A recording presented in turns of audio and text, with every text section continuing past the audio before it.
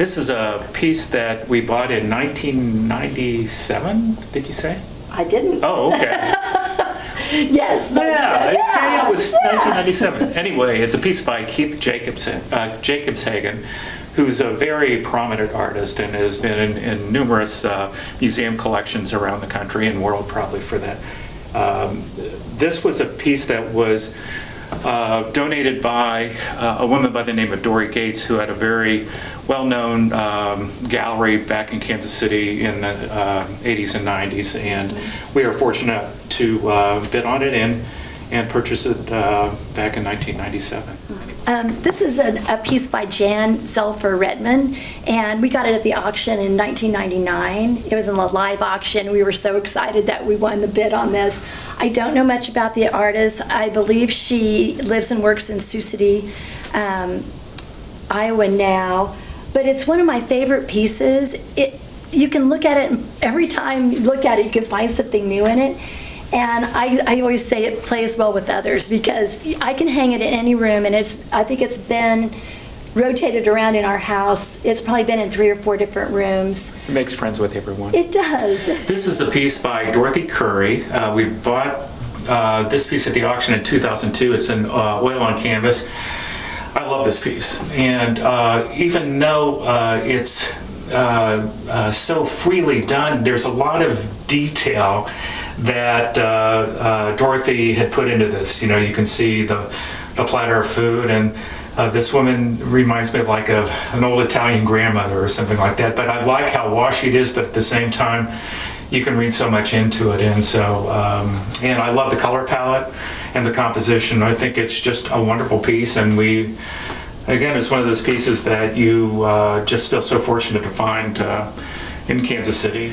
This piece, this striped piece, is a painting by Laura Nugent, who's a friend of mine, and I've loved her work for years. And so in 2016, we got into a bidding war on this piece. And we were not going to let it go.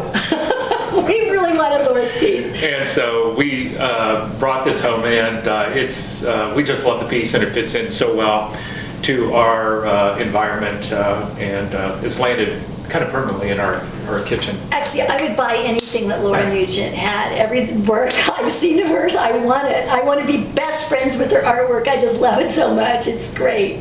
This smaller piece over here is a piece by KCAC Lee, who originally lived in Kansas City for a number of years and since moved to California. This was from 1998, 99? Yes. Somewhere around there. Yes. And she also got she's from Seoul, Korea, I think. Okay, and then originally. she got an MFA at the Art Institute here. So Kansas City was lucky to have an artist like her here in town for the length of time she was here. So we feel fortunate that we got the piece at the time because her work has blown up nationally, and as her prices have too. So we were lucky to snap this was a this. steal back then, and so 20-some years ago. We love the piece, and but she's collected in Berlin and London, all over. So what a fabulous find for us, and glad to have it. This is a piece by Marie Mason. She was one of the founding artists that helped start the Kansas City Artists Coalition, and we were so fortunate to get this piece in 1997. I like to go and look at the pieces of artwork before the auction, before all the people are in there, so you can really look at the work and fall in love. And this piece was hanging on a brick wall above Janet Simpson's desk, and I just went to ask Janet a question and saw the work and thought, oh, I love this piece. And she said it's in the auction. So it's in an area of our house where you just kind of see white, and then all of a sudden you turn a quarter and you've got all these great colors. And it's by our kitchen, and I feel like in the morning when I get my coffee, I'm sitting with Marie Mason's Girl Reinvents Herself painting, and we're having a little dialogue. This is a piece by Anne Lindebergh. It's ink on vellum, and Anne got her start here in Kansas City, and has gone on to do just some incredible things around the country, and I think she currently lives in New York. But in looking at this piece, it must have taken her 10 years to do it, because you look at the little mark she did with her pen and her ink, and it's an amazing piece, and it's kind of mesmerizing. It's almost like looking into deep space or something. We had a friend that has an Anne Lindebergh piece. It's different. It's an installation piece. But we talked to him about the auction that we're going, and he's like, "What are you looking at?" And he'd gotten online and looked, and he said, "Oh, you have to get the Anne Lindebergh piece." He didn't live here, but he's like, "I have one. You have to get it. She's so great, and she's going places, man." And I remember at the Kemper Museum, they have one of her installations over a stairway, and it's installed on the wall, and this material comes out and over, and they measured how tall Crosby Kemper was, so when they installed it, he could walk up the stairs without hitting Anne Lindebergh's piece. But she's such an amazing artist, and I can look at her work and feel like she's trying to work out a problem, or she's trying to come to a solution of something. She's very intense and interesting work. This is a piece by Scott Letterfield. I believe it is a gouache on paper. We bought this back in the late 90s. Piece. This is probably our first minimalist piece that we bought, and it kind of reminded me a lot of Diebenkorn's work, but I think Scott originally started at Hallmark, and I believe he now is on the West Coast, hopefully doing really well. But this piece has really held up over the years, and I think it's just as strong today as it was 25 years ago. So. This is a piece by Amy Klingman, and we got this piece in 2017, I think. We invited some friends to come with us to the auction, and we were not seated in the same row. Some were in front of us, some were behind us. And Tom really wanted this piece. It's so cute, and to me, it tells a great story. And so the auction started, and he likes to wait, before he raises his number. And somebody was bidding on it, and then other people were bidding on it. Somebody else was bidding on it. Tom's like, "I really want it." So he got in there, and he got the piece. And come to find out, our friends behind us were the people that were also bidding on it. So we have a fun story every time they come to our house. They want to take it home with them. This is a work by Jane Voorhees.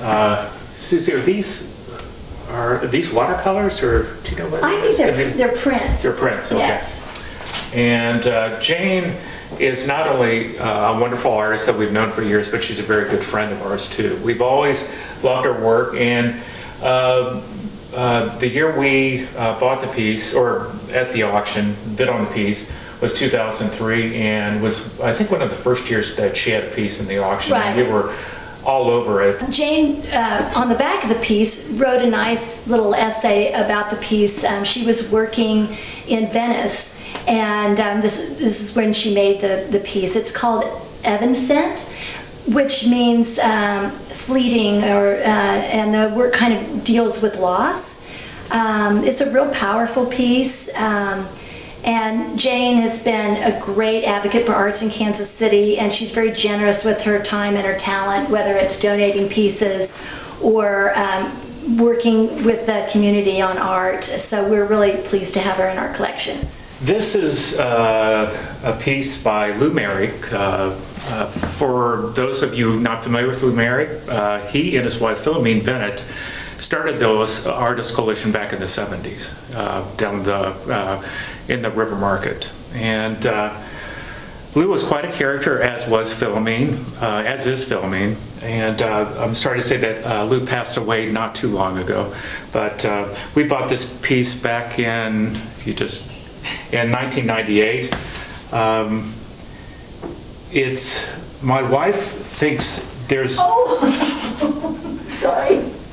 My wife thinks there's a lot of nudes. I don't quite see it, but if she's willing, that's great. This is a painting by Warren Rosser.